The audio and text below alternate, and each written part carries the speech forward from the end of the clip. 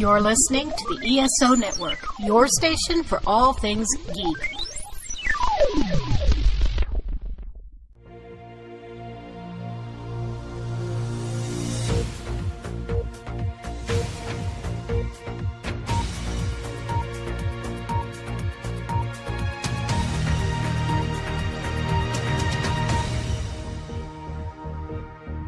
Hello and welcome to the August edition of the UK Correspondent. My name is Paul Wright, aka Furbob, and as you will now be aware, Sean is out of town this week. But being a generous sort of guy and not wanting to lose a week's podcast, he's graciously allowed me to use his spot on the ESO network to add an extended edition of the UK Correspondent. Which means that I can afford to bring in a co-correspondent. So you might know this gentleman as the author of the Bubbles the Pirate children's book. You might know him as the author of The Short Stay, a sci-fi story that actually mentions Sean and I. You may know him as the creator of the Connected Worlds universe. But most listeners to the Rusted Robot podcast will know him as long-time listener to the show, occasional contributor, and all-round good guy, Daniel Hitch. Hello. So how are you? I'm good. I'm really good. Yes, it's been a long summer so far, but it's been very good. How are you? I'm absolutely fantastic. We've had quite a good summer ourselves. We nipped over to Argentina to see a total eclipse of the sun, which was absolutely amazing. The 13-hour flight from Heathrow to Buenos Aires was long enough, but then of course there was all the travelling before that and after that to get there. So yes, it was quite a journey. But the last week has had its ups and downs. Thank you very much, phone, for coming in at that point with my Star Trek hail sound. So I'll start that again. So the summer has been brilliant, but the last week has been a bit traumatic. We've had my father-in-law fall off a ladder and break 5 ribs, and he's a 79-year-old, so that's not gone down too well. And me and my wife have been running around like lunatics trying to help him, in and out of hospital and help him with the shopping and things. So that's been quite awkward. But then my eldest lad got into university, so that was a celebration. Congratulations to him. Yes, fantastic. So he's now officially, he'd already beaten me in the education stakes anyway, but now he's gone to university where I didn't. So I'm quite proud of the fact that he's better than I am in the education. So you say you've had a long summer. You've got younger kids than I have, so I should imagine it's very hard to keep young. Well, I don't have to imagine. I know it's very hard to keep young kids occupied at this time of the year. It's a 24-hour day thing, isn't it? It certainly is. Well, it's sort of a double-edged sword for me because the summer comes along and my wife is off work. She's a teacher, so she's looking after the boys, and then I do extra shifts at work, which is at the historic dockyard here in Chatham, which is a big sort of tourist event. So I'm seeing loads of families entertaining their children and things like that. But the downside is that I actually see my family less than what I normally do, because she's looking after the boys and I'm working most of the time, and there's very little staff at the moment, so I'm being pulled in for quite a few shifts. I've only been off this weekend because I pre-booked it for my middle son's birthday. So we've been doing sort of birthday things and everything. Unfortunately, our original plans fell through because the middle son came down with chicken pox. So sorry, that was my cat just jumping on my lap there. No podcast is complete without a cat. Exactly. But no, my middle son came down with chicken pox. So our original idea to go to Chessington Wells of Adventures sort of fell through for his birthday. So we've been at home just trying to entertain him the best as we can, but cabin fever is definitely setting in now. I think they need to go back to school now. Yes, yeah, that's the unfortunate thing. Is there's still about 3 weeks to go, 4 weeks to go? Yes, I think, yeah. Well, my wife's got 2 weeks. She gets to go back 5 days early to do all the fun preparation work, and then the boys all go back at the same time as everyone else. And then normality can resume. And it's just me and the baby, and done. Whatever normality is. Knee deep in lots of nappies. Oh yes, can't wait. Very good. So you say you work in the dockyards at Chatham. What exactly do you do there? It's a mixed bag, really. It's there's lots of different galleries. There's some walk around galleries that you might sort of know from most museums. You've got paintings, you've got model ships, you've got those sorts of things. So you just walk around. I'm just there to make sure that, if the fire alarm goes off, I get everyone out. Then there's other things where I do tours on board warships. In particular, we've got the Victorian sloop, the HMS Gannet. We've got the World War II destroyer, the last one left now, the Cavalier. And I do special tours, half-hour tours on the HM Ocelot, which is a submarine, diesel-electric submarine, one of the last ones before the nuclear age starts. I really enjoy doing those ones because those are you sort of pretend to be a character, you pretend to be, a submariner, and you're taking them through the submarine. So it's a bit more acting and that sort of thing. Then there's loads of other things. When Halloween comes along, I'm going to be a wizard doing storytelling and all that kind of stuff. When it's half terms, I get to be a pirate. So it changes day to day. So anything. I do birthday parties for kids as well. So, all of it. It's a good varied job. It always keeps me on my toes. Wow, that's incredibly interesting because It is. It's you take people like that for granted I do anyway. When you go around these museums and things, and especially the people who do like to dress up and become a character, and you don't realise just how busy those people are. I mean, it must be how many tours would you take through a day? If I do a full day's tour on HM Ocelot, it's 15 tours. Half an hour and 15 minutes to sort of alternating. So the 15 minutes are like walkthroughs for kids, not much detail. Then the half an hour, there's a lot more detail. And that's where I really have to sort of bring in the knowledge that I've been trained to do. We have the ex-captain who takes us around and walks us through the whole thing. It's almost a 4-hour tour in its own right just to tell us what each, little bit of the submarine does. And then we had the first lieutenant, the former first lieutenant. He took us through and showed us all the knobs and dials and what everything means. And so we have to then condense all that knowledge down to half an hour. So every tour could be different, effectively. We could make it anything we like. There is a set script, but we can kind of veer off, and if questions go this way or that way, we can sort of say, oh, I'm so glad you noticed that. That's the Q tank, the separate tank if they have to breach in emergencies and all that kind of stuff. So there is a set way of doing the tour, and I could just go verbatim from the script, and if someone asks a question, I could just say, sorry, I don't know that bit, and move on. But because they give you so much knowledge, you can kind of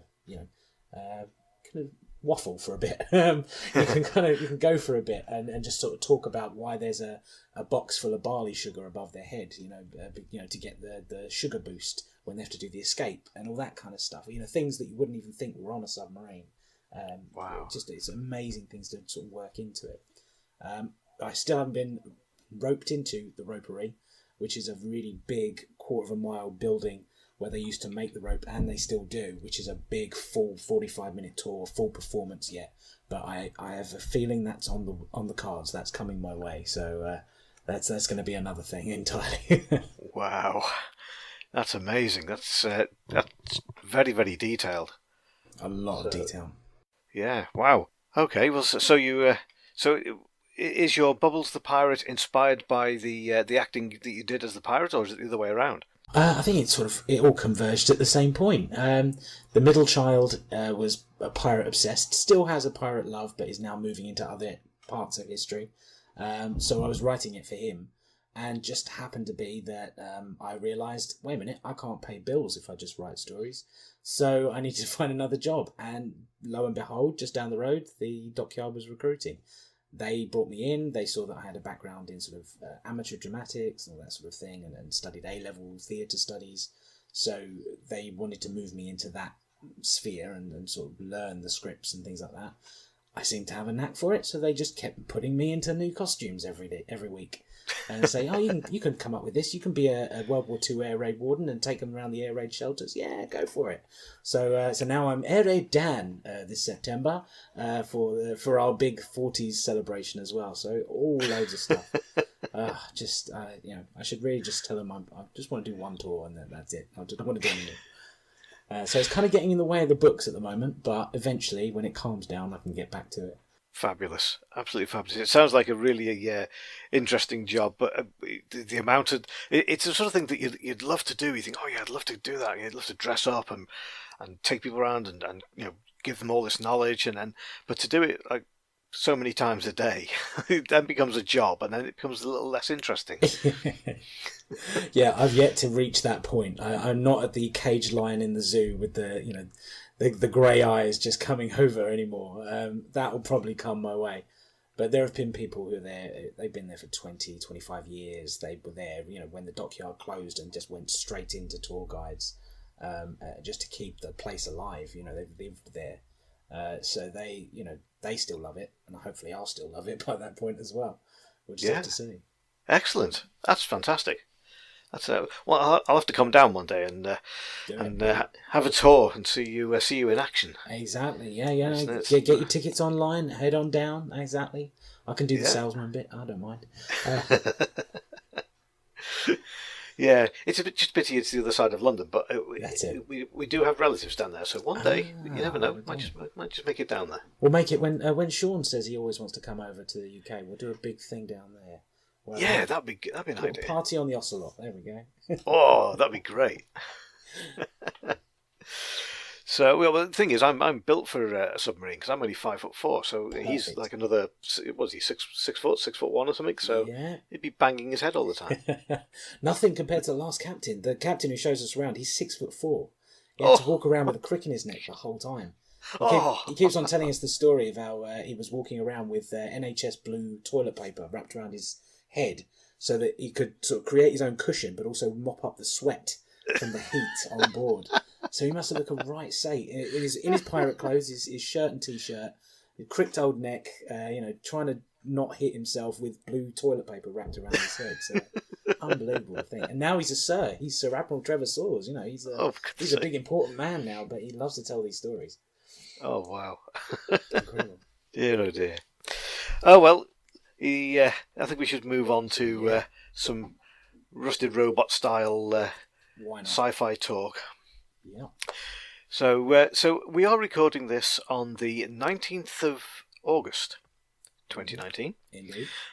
And that just happens to be a bit of a celebrity birthday because we actually have 3 people involved in Star Trek that have birthdays on the same day. So we have the big man himself, obviously, Gene Roddenberry. Absolutely. He would have been. Well, he died when he was 70, but he would have been 98 this year. Yeah. So that's. I mean, he is. We don't have to go on too long about him, but we all know Gene Roddenberry is basically the godfather of science fiction as we know it on the TV because Absolutely. Everything else really just sort of copied Star Trek. Mm. So he's a big name and obviously spanned the original series and the Next Generation as well. Absolutely. And his hand did appear in the original series as well, so he has been on screen. Didn't know that. His hand was the green hand that held the Enterprise. So when it was, I can't remember who it was though. Was it Adonis or something like that? Who mourns for Adonis? Yes, Adonis? yeah, that's the one. Him. That one. The green bloke. Yeah. That bloke, yeah. The bloke with the green hand. So, so that's one. And also famously, Jonathan Frakes has the same birthday. Of course, yes. Good old Commander Riker. Mm-hmm. My favourite from the Next Generation. Of course. He's 67 this year. So I just wish he'd do more directing. I think he's done a couple more of the Orville, hasn't he, recently? Yes, he's done a couple of Orville's. He's just finished or wrapped on the Picard episodes he's doing as well, isn't he? That's right, Yeah. yes. I'm looking forward to not being able to see that. I'll have to wait for the DVDs to come out before I get any chance of seeing that. Yeah. And also Diana Muldaur, who was in the original series as one character, and also in the Next Generation as Dr. Pulaski. Yes. She is 81 this year. Yeah. So I think she was the best Doctor in the Next Generation. Absolutely. Yeah. She never really lost anyone. And if she did, it wasn't her fault. That's true. Yes, that's right. Yeah, she was a fantastic Doctor, not necessarily a good person. No, but you don't need to be. You don't need to be. As long as you can cure people, that's all you need. But you don't that's need right. bedside manner. That's a 20th century notion. That's not 24th century. Exactly. I mean, one little wave of a wand. That's it. You're done. I mean, who would you want? Who would you want to you're dying and you need somebody to help you. Who do you want? Somebody who's a really good mother, or a fantastic doctor. Nurse Ogawa. Just go for the staff. The myriad of staff that we see all the time walking around the ship. That one person. Yeah. So I preferred her over. It was a shame we never got to see her come back. Maybe get an update on what's going on with her. See where Data and her relationship with him would go and that sort of thing. It'd be great if she popped up in Picard, wouldn't it? Yeah, she popped up in the Picard series. That'd be cool. Yeah, but there is one more celebrity. I say celebrity. Famous person's birthday today, and ironically, when you think of Gene Roddenberry and all the people we just mentioned, of course, all going into space.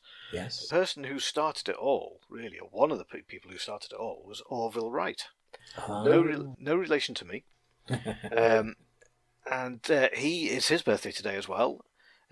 He was born in 1871, which would have made him 148 this year. Well, good innings, yeah. Died when he was 70, so 1941, so he didn't do too bad. Yeah, not bad. He got to see his lots of planes flying around the world, so it was all his fault. But yeah, it's his birthday today. I hadn't realised that until I looked it up today. That must have been really weird. To be the inventor, it's one thing to be, your Steve Jobs looking at the mobile phones in everyone's hand and that sort of thing. But to be the guy who could look up in the sky and see nothing but birds, to then invent something that is then over your head for the rest of humanity's existence, that's got to be weird, isn't it? Just seeing how it's incredible. You've changed the word completely. Exactly. What amazes me is his first flight. From you see with the biplane and it takes off and it lands, that distance is the distance of a wingspan of a 747. Oh, incredible. So they flew the distance of a plane. Yeah, and now the planes are just going everywhere. Yeah, and now they take miles to take off. It's just like a mile runway to get them off the ground. And wasn't it just last year that they did the full circumnavigation of the world in a solar aircraft? Was it solar powered aircraft? Is that still going? I can't remember. I don't know. I must admit I've missed that one. It was a huge wingspan, single wingspan, and it's got laced with all the solar panels you can imagine. He started, I think, down in Melbourne, and he was just going to do a complete run around the world non-stop because he's just running off the solar power as he's following the sun as it goes round. It was going to take him a couple of months because there's not much speed, so he has to land, wait for a day, and then pick up and to chase the sun basically. But it's all solar powered. I don't know if it's finished. I'll have to look that one up. But surely if you take it down to the if he's in Australia, if he took it down to the South Pole, he wouldn't have to fly as far, would he? No, exactly. Yeah, exactly. Much easier. He could go right around the world. Yeah, be easy. And just be like half a mile away from the South Pole. Yeah, you're all good. Yeah, you just stay there. Don't bother with the equator or halfway up Australia or whatever. You got to fly a long way. These people need talking to. I know. Yeah, these geniuses. Terrible. They haven't thought that one out at all, have they? That's it. So that's it. That's the end of the celebrity birthdays this year. This today, in fact. Excellent. So moving on. Yeah. I think we both have a couple of interesting facts that we can read out and discuss. Excellent. So the first one that I have, I don't know if you've ever heard of this. You may well have. There might be people out there who know all about it, especially over in America. Anybody living over there? Yeah. There is a zone in California called the Studio Zone. Right. And basically, as I read from Wikipedia, so it must be true. Of course. Although I have heard it from other sources. In the American entertainment industry, the Studio Zone, also known as the 30-mile zone, is the area traditionally marked roughly around a 30-mile or 48-kilometre radius from the intersection of West Beverly Boulevard, and here's a word that I'm going to stumble on, so let's go for it, and North La Cienega Boulevard. Sounds perfect to me. Yep. In Los Angeles, California. Okay, so the exact boundaries of the Studio Zone have changed over the years, but the present 30-mile radius includes almost all of the southern half of Los Angeles County, as well as parts of eastern Ventura County and northwest Orange County. I believe at the beginning it started out around about 6 miles and then has expanded over the years. So what that means is the entertainment industry labour unions use the studio zone to determine rates, work rules and work compensation for union workers. So for example, within this area, entertainment works are considered local and workers are generally responsible to pay their own transportation, meals and other compensation. Outside the zone, they are considered to be on location, and the studios are generally expected to pay for those things. So during most of the 20th century, the Hollywood entertainment industry preferred to film movies and television shows within the studio zone to reduce labour costs. Thus, the zone largely determined the location and success of the original movie ranches in or near Hollywood. And by establishing movie ranches around the periphery of the zone, studios could take advantage of Los Angeles' varied landscape. With clever editing, it was easy to use a few aerial and location shots, usually shot by a second unit, along with carefully dressed sets to give viewers the impression that a movie or show was set elsewhere. The studio itself, as well as the the studio zone itself, as well as the lack of motion picture production companies and experienced personnel outside the zone, made it expensive to film on location, since movie studios had to bring everything you needed from Los Angeles. In turn, anybody who wanted to start a career in the entertainment industry had to move to Los Angeles to break into the studio zone.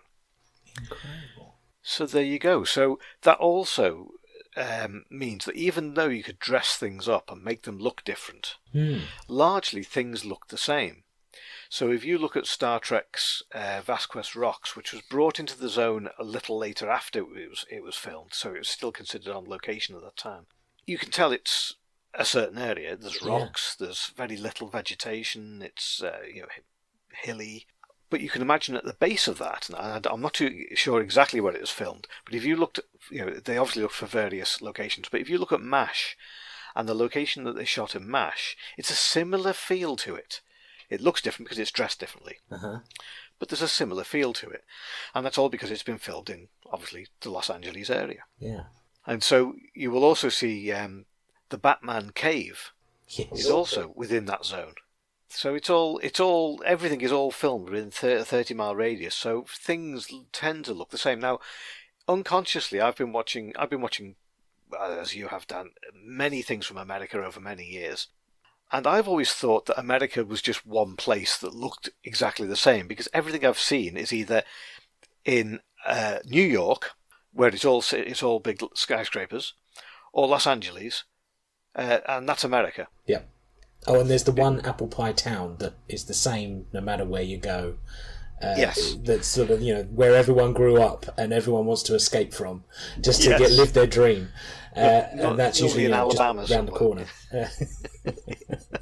But then, we're not unfamiliar to this kind of phenomenon here in the UK. If we are the UK correspondents this episode, you've got Doctor Who. You've got all those quarries that were the exact same alien landscape. Every single episode. The Daleks live exactly in the same place as the Cybermen, exactly as the Cytherians, or I can't remember what their names are, but you've got all these alien races and they all live in the exact same quarry, Yes. It just happens that way. or in Wales. Yeah. You see, the TARDIS doesn't actually work. They just tell the Doctor it works. All he does is he turns on the sound effect and then materialises in the exact same place. And the aliens just swap costumes and then they just put on the show for him. Basically, it's just a nursing home for the Doctor. And they're just, trying to humour him until he passes away. That's you mean he's that old, he's got Alzheimer's now and he doesn't really remember it all? Yes, Doctor, you're 900 years old. Yes. You've regenerated. Oh, good for you. Assimilate. Yes, you've always been a woman. Don't worry about it. Oh, dear. Yes, so there you go. So everything filmed within a 30-mile radius, I should say. I'm surprised it's that far. I mean, maybe they've, they could take it. Well, I suppose it depends on the transportation costs, I suppose. But you could make it closer and still have decent sets about. And presumably they do the same thing in other places like Toronto. Loads of the series that are being filled up. You've had the X-Files in Vancouver. and now you've got Star Trek shows in Vancouver, and so presumably that's everywhere. Exactly, yeah, and that's because the tax. They reduced the tax laws over there to bring people in and bring the movies into there. And the UK has done the same thing. That's why we get a lot of Marvel films filmed in London. And a lot more films these days are being filmed in London because they've reduced the tax rates for them.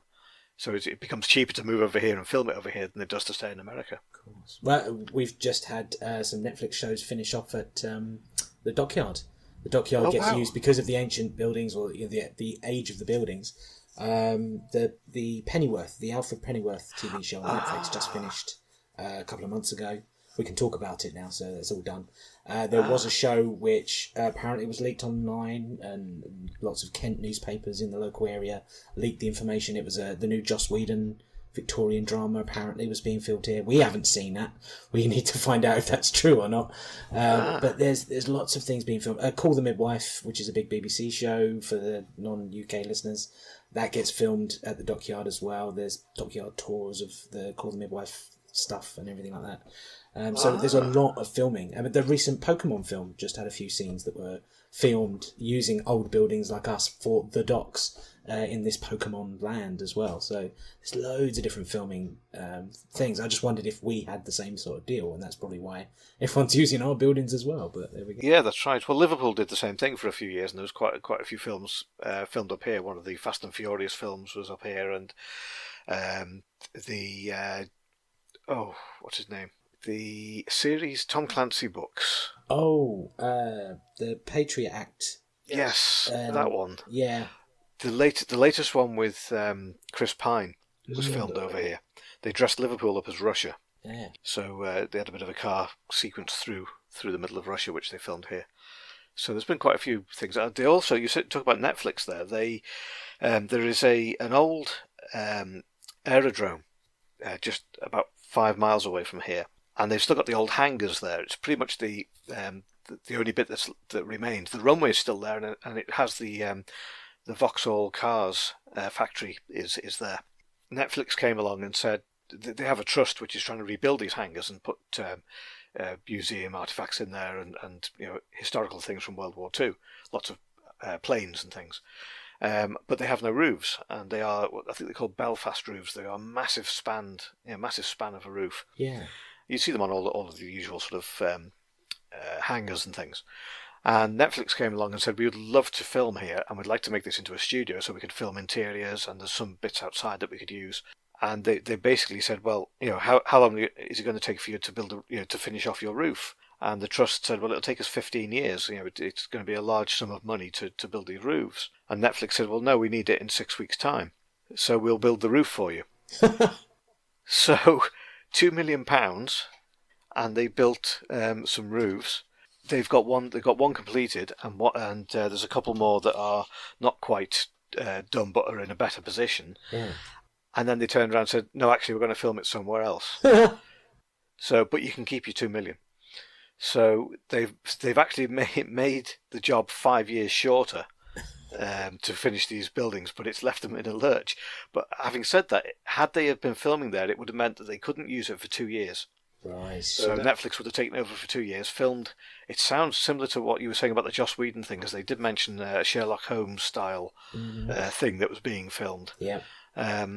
So it may have been they were moving up here, but then they've decided not to, and I don't know where they've gone or what they've done with it. But that's all fallen through. But it does mean now that the buildings have roofs, and the trust can now bring stuff inside and start at least generating cash by having exhibits and things. So it was overall it was good. Yeah, but a bit of a pain. It's incredible the amount of money to burn that Netflix seems to be spending. Whether they can afford it or not is another matter, but the fact that they are willing to spend is incredible. Yeah, I know, it's my money as well. That's yeah, that's true. Yeah. Well, we're supporting our local industries and things like that. So it comes back to us eventually. That's what I like to say. Yeah. So anyway, Dan, so what do you have in the way of news? I'm going to come up with, once I get it up on my phone, there we go. It's the link I sent you earlier. It's all about bananas. This story is literally bananas. This is actually something I was aware of from last year when I listened to the Star Talk podcast, which is the Neil deGrasse Tyson science podcast, and they were having a sort of seminar with several experts from across the world, all on biodiversity and food, and can we actually feed the entire world. Fortunately, they said yes, we can, as long as we invest in science and engineering, and we build our crops in smart ways. The problem being that we have to get used to foods that we're not used to.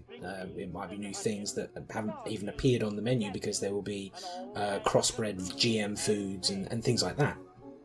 One thing they did mention, however, was that bananas were going to go extinct if we don't do something about it now. But yes, we have no bananas. We have no bananas today.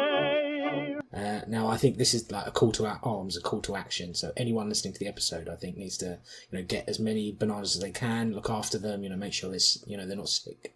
But this is on the BBC website from a couple of days ago. News broke late last night that a fungal disease that kills Cavendish banana plants has been detected in Latin America for the first time. A strain of the this is another long word as well. A strain of the Fusarium fungus, which causes so-called Panama disease in banana plants, was detected in Colombia. The strain, which is very difficult to treat, has been spreading around the world for decades, as the vast majority of bananas exported to the EU and the US are Cavendish varieties. Do we need to worry about the supply to the UK? Apparently, yes. Are bananas under threat? And it goes on for a lot longer. But it's basically that Cavendish bananas and the strain that you get from it, they yield the greatest crops for the smallest area. So that's why they've been so popular for the last 100 years or so in farming across the world. Wherever they can actually grow them, they have been the most popular variety. Of course, this was before we knew about genetic diversity and that maybe you should try and increase your hybrid crops and things like this. So even though there's over 1,000 varieties of different bananas around the world, Cavendishes are the easiest to grow with the lowest cost for water consumption, land cost, with the highest yield. So they've been the most popular. Now, if they are going to die out due to this fungal infection in Colombia and possibly spreading around the world, we could face a bananaless future, which I think is quite literally bananas. Yep, we have no bananas. We have no bananas today. It's a disaster. It is a disaster. I mean, where are we going to get our energy from now? I know. Our potassium's just going to go straight down the toilet. Yes, cutting out the middleman. Exactly. Yeah, that's true. Actually, it goes straight through. Yeah, that's fair enough. That's the way you're going to live your life. But I just thought it's crazy to think that something we've been using for so long as a staple of our diet, it's always the thing that comes up in like the lists of healthy foods, with your blueberries and your antioxidants, your potassium with your bananas, that sort of thing. But just thanks to one little fungus virus, off the menu straight away, it could be gone.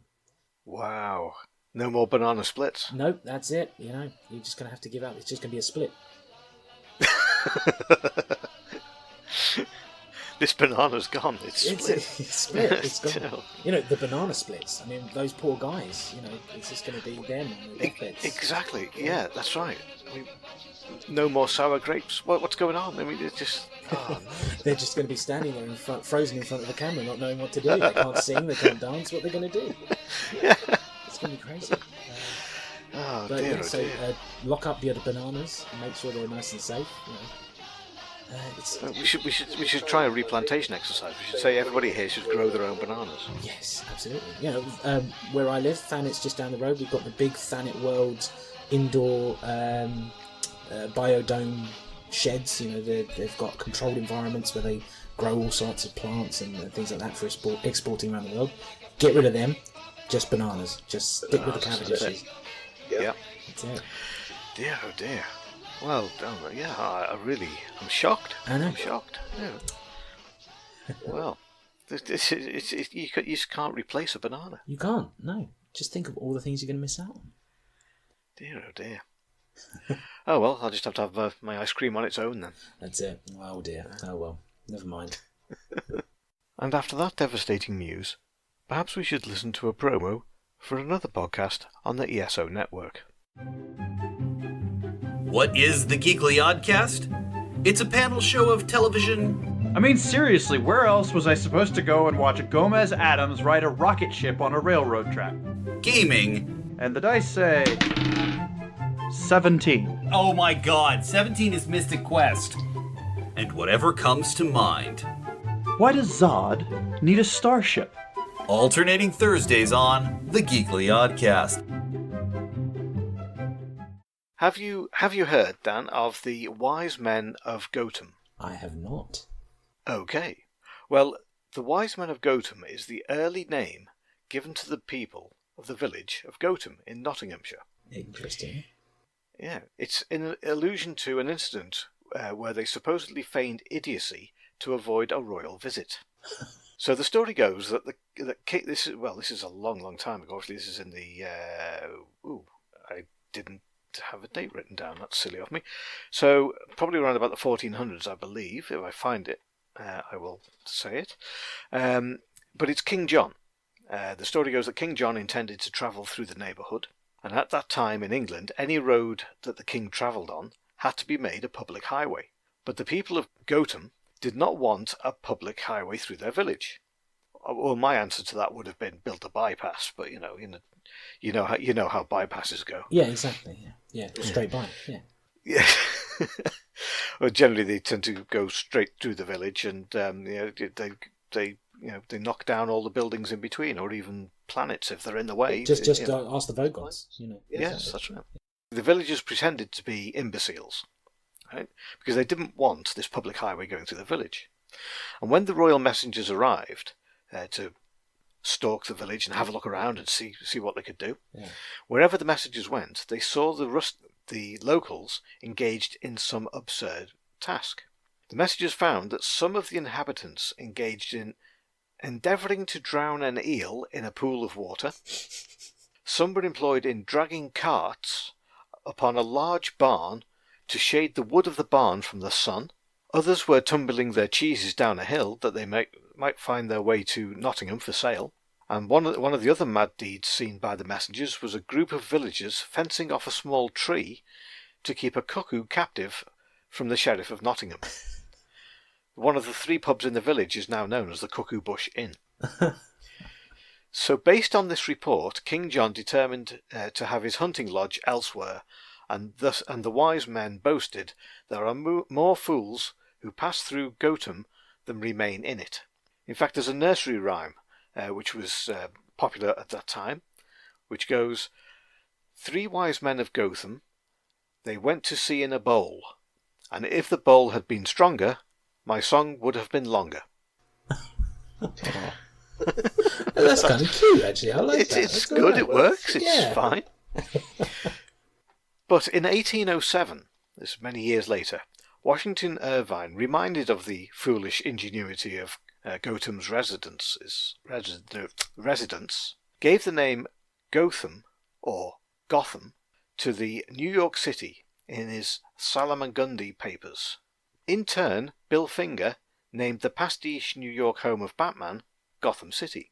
The existence of Gotham, Nottinghamshire, in the DC universe was recently acknowledged in Batman Legends of the Dark Knight number 206. Although the connection between the 2 names within the DC universe has not been fully explained. In a story titled Cityscape in Batman Chronicles number 6, it is revealed that Gotham was initially built for the purpose of housing the criminally insane, and Robin reads a journal that tells of how Gotham got its name. He says, I even have a name for it. We could call it Gotham, after a village in England where, according to common belief, all are bereft of their wits. Responding to the connection between the Gotham in Nottinghamshire and Gotham for New York City, former New York Mayor Rudy Giuliani wrote that it was a pleasure to have his opportunity to acknowledge the cultural and historical link between the 2 places. Incredible. So there you go, that's how Gotham got its name. Because there was a load of lunatics running around trying to drown eels in barrels of water. So they thought that would be a good place to house the criminally insane in New York, and we'll call it Gotham. Incredible. You see, now I want a what if comic of the upper class twit of Joker, just trying to outwit Batman by jumping over 2 matchstick boxes or something like that. Just yes. Oh, that's incredible. So there you go. That's how it got its name. It's something I didn't know. I always thought it was called Gotham because it was a gothic place. Yeah, exactly. That's that sort of thing. But no, there you go. Incredible. That's the way to go. Yeah. So what other news do you have then? I've got pop culture news. If we're going for that, or are we going to stick with science first and sort of science history? Whichever way you want to play it. Oh, okay then. Well, there's lots of different news sites reporting it. I'm extremely excited by this piece of news. They've been teasing it for quite some time, but the director Kevin Smith and the writer Mark Bernardin, who worked on things like Star Trek Deep Space Nine and several different kinds of comics with, I believe, DC and Marvel. I believe he's done both. But he was also a columnist as well. But they have now teamed up. They have a podcast called Fat Man Beyond. There used to be Fat Man or Batman, but then Kevin Smith lost all the weight after his heart attack. So now it's Fat Man Beyond. But they have just announced a little project they've been teasing for the last couple of months on that podcast that they couldn't talk about, but now they can. And I'm going to read directly from his Instagram post because there's so many different news sites that are reporting it in different ways. But from Kevin Smith's Instagram is... Yesterday at the Power Con in Anaheim, so this is He-Man, the He-Man Power Con in Anaheim, we announced that we are working on Masters of the Universe, the anime series. So they are bringing back He-Man and the Masters of the Universe for Netflix. It's something they've been teasing for quite some time. They said, it's to do with childhood. It's going to be really fun. They played this little guessing game on Twitter where they tried to get everyone to try and guess what they were going to work on. Nobody got it right for the first couple of weeks, and they started to sort of take umbrage at this and sort of like, you don't think we're good enough for this show? No one's getting it right. Eventually, some people started guessing right. I tried to go back through my Twitter feed, see if I got it right. I completely got it wrong. I did not see this coming. But for the 5-year-old in me who was in the back garden, holding aloft his magic sword, shouting, "I have the power" at the top of his lungs. This is the amazing piece of news. This is my favourite childhood cartoon show with a writer from my favourite science fiction show and one of my favourite directors who if he didn't make Dogma, I would not be married today, because the first conversation I ever had with my wife, the icebreaker that started it all, was, "Have you seen Dogma? Do you like it?" And from there, that's what started it all. There are 3 people in this world because of Kevin Smith. My kids were born because of him. So it's melding the 3. It's like the Trinity have come together, and this is now my moment. This is my time to hold aloft my magic sword, and I cannot wait for Netflix to show this. I know they've got the She-Ra cartoon. I don't know yet whether they're going to link over and sort of start from that, and then that's what launches He-Man. Who knows? I just can't wait. I'm so excited. I'm a little 5-year-old boy again. No, I'm so happy for you. Thank you. That's because He-Man was slightly after my time. I'd sort of moved on from cartoons at that point, and I wasn't really watching. So I don't really know much about He-Man other than the obvious. Sure. But yeah, that's interesting. There's a lot of stuff coming back again, isn't there? There's a lot of stuff getting redone. I know Jerry Anderson's son, Jamie Anderson, has announced that there's a few things being done. Some of their old shows are being, in one way or another, are being rebooted. With Firestorm coming, if not next year, then maybe the year after. Can't wait to see which is it. basically, that's right, basically a remake of Thunderbird's updated version. Not with the 54321 Thunderbirds, but that style of thing, puppets rather than cartoons. So it's a good time to be around at the moment, because a lot of our stuff from childhood's coming back again. Nostalgia flicks. That's it. We've got it coming. That's it. Yeah, I honestly can't wait for it, because knowing that they've done the She-Ra cartoon, if they were to then bridge over, it would be like basically when you were watching the show in 1980s, He-Man came first, and then they retroactively made in She-Ra, obviously to appeal to a wider audience in the real world, but in the in-universe canon of He-Man, his sister, or his eldest sister, was kidnapped by an evil guy called Hordak, taken to another universe, and that's where she became She-Ra. But this way, we are now being introduced to it through her first as the older sister, and then we come across He-Man. So we're watching it almost in chronological order. It's like doing a rewatch, but doing it properly. Going from Enterprise all the way through to Voyager, rather than going the opposite and the televised route. It would just be great to sort of watch it the other way round and sort of see that He-Man isn't the focus. It was She-Ra, and then we get this guy afterwards. Fantastic. I know Sean will be really excited about this because he's into He-Man as well. Yes. Wow. Well, that's really good news. Oh yes. So, did you have anything else you wanted to bring Not up? that I can find. There were a few articles about some SpaceX work that I saw going on as well. They were talking about introducing orbital refueling for rockets. So as we send up a SpaceX, we refuel. It was a very short article, so there really wasn't much to go on. But the idea is that they're examining the idea of launching a SpaceX rocket into orbit.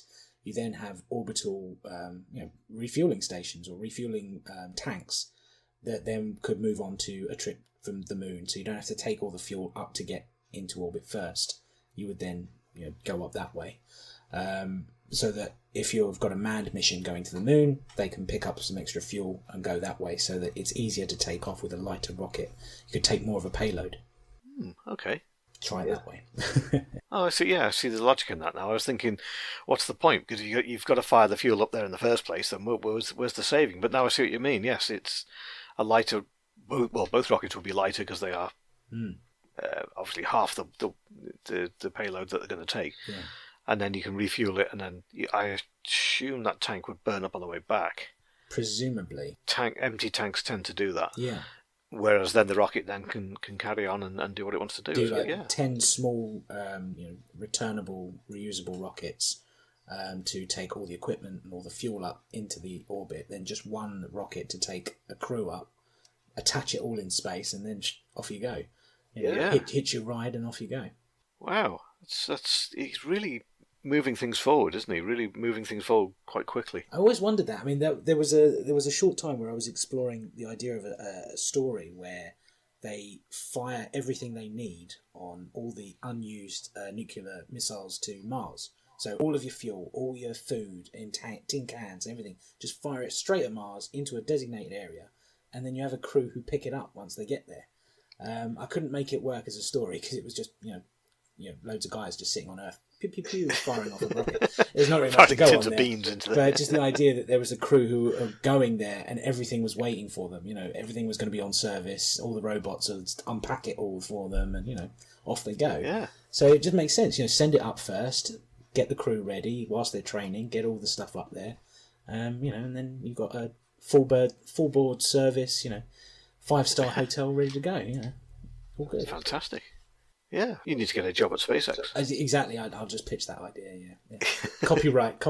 UK Correspondent here at the Yes. Yeah, if we find that he's doing that, then we need to get in touch with him and say, "Oi, hang on a minute." Yeah, £1 billion idea here. Yes. And can you save our bananas? Yes. Yeah. You're NASA, you can do it. Yes. Grow them in space. There's no fungus in space. There you go. Yeah, well, that's it. I mean, Elon Musk can, he can save the world if he wants. He can do bananas, I'm sure. Exactly. I'm sure that must be easy. Yes. But Excellent. I think that's it. I think that's it as well. I think we've pretty much come to the end of our segment. Excellent. So I think we should wrap things up. So I heard a rumour, Dan, that you were getting a podcast together. Is it okay to talk about it on this segment? Yes, as far as I know. I mean, I've done some recordings. I've put it all together. At the moment, it's a Star Trek rewatch podcast, but in complete chronological order. So it's not that I'm watching it Enterprise to Voyager. I am watching it from outside time to the Big Bang all the way up to Voyager, and then all the way to the future. Basically, I'm watching any scene set in the past where there's time travel. So anytime you visit the Q continuum, that's outside time. So you're watching just the scenes that happen in the Q continuum, or inside the wormhole talking to the prophets, taking like a quick 10-second scene. What happened in that? What could possibly be going on? I sort of took inspiration from those podcasts that watch the movies in 1 minute segments, and then they just dissect that 1 minute.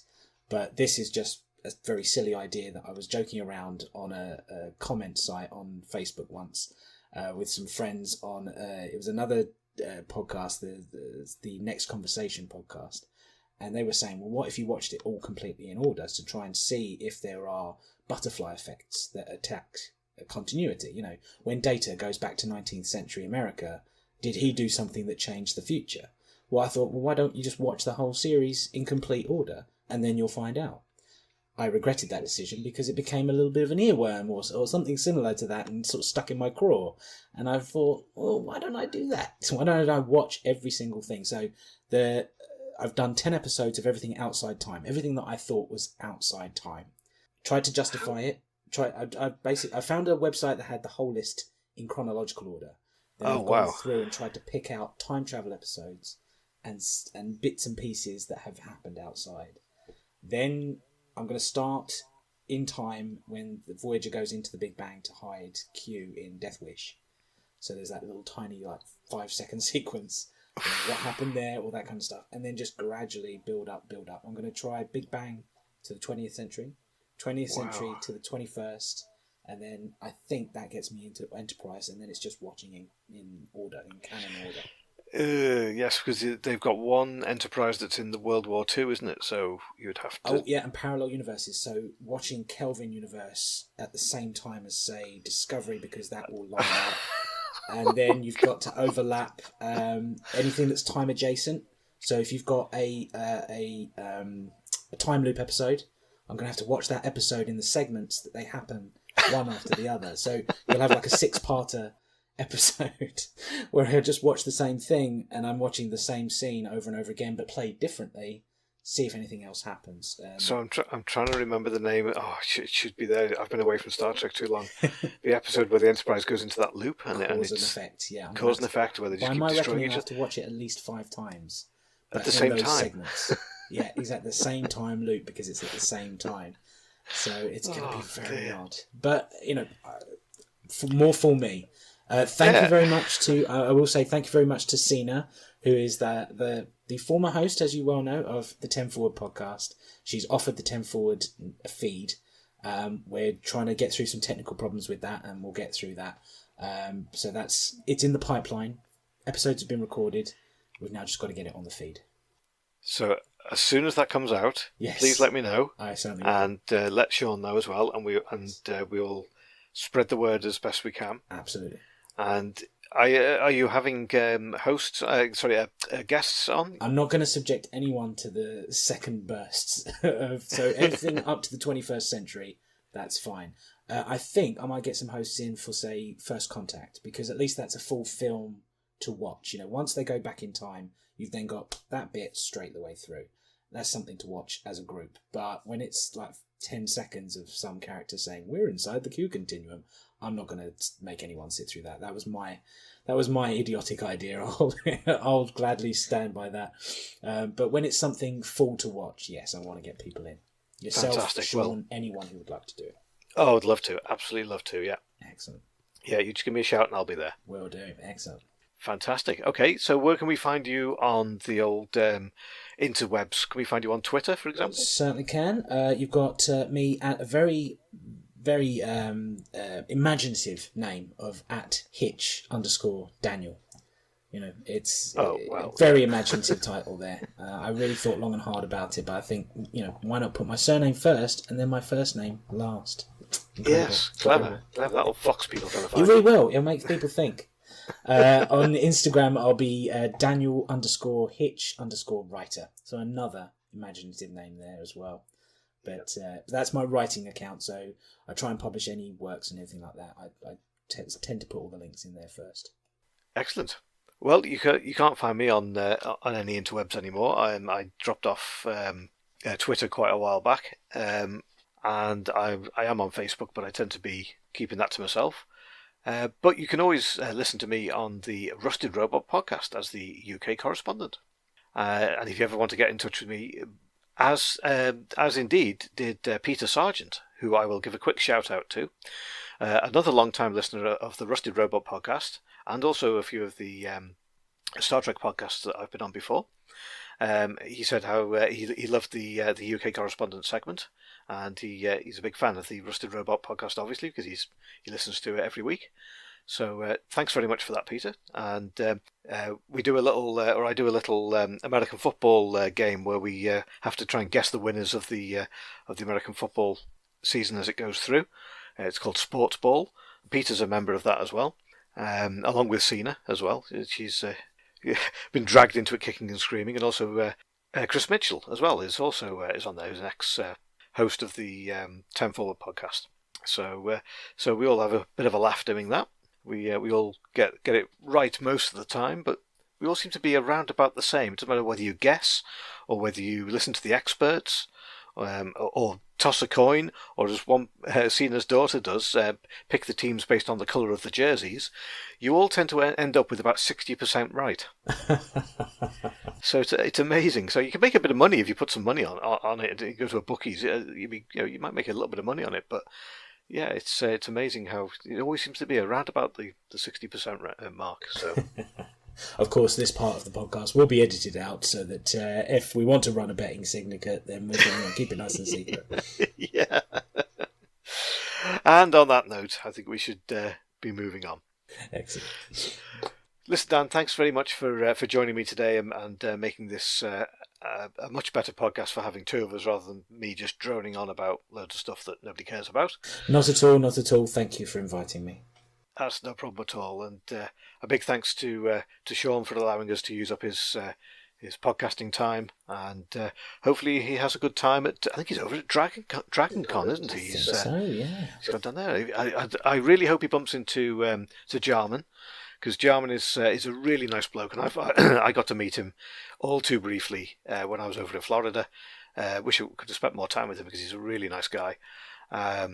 So, and I think he basically, Jarman, is going around collecting people off the podcasts that he's listened to. So he's met me, he's met Cena.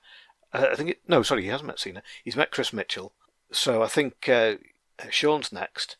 Then it'd have to be maybe Josh or somebody else along that. Then maybe you come over here and he'll meet you. Exactly. So we'll make sure we'll do it at the same time Sean comes over and yourself. Get yourself to the dockyard. Like I say, big party on the Ocelot. There we go. Done. Oh, that'd be amazing, and we could podcast it as well. And it could be like from a submarine. Absolutely. Yeah, three different podcasts could be done on that. Excellent. Superb. Right. Okay. That's. I think we'll call that a night. No worries. Thanks again, Dan. And we will. Well, I will speak to you, whether you like it or not, next month. Yes, absolutely. Thanks for listening.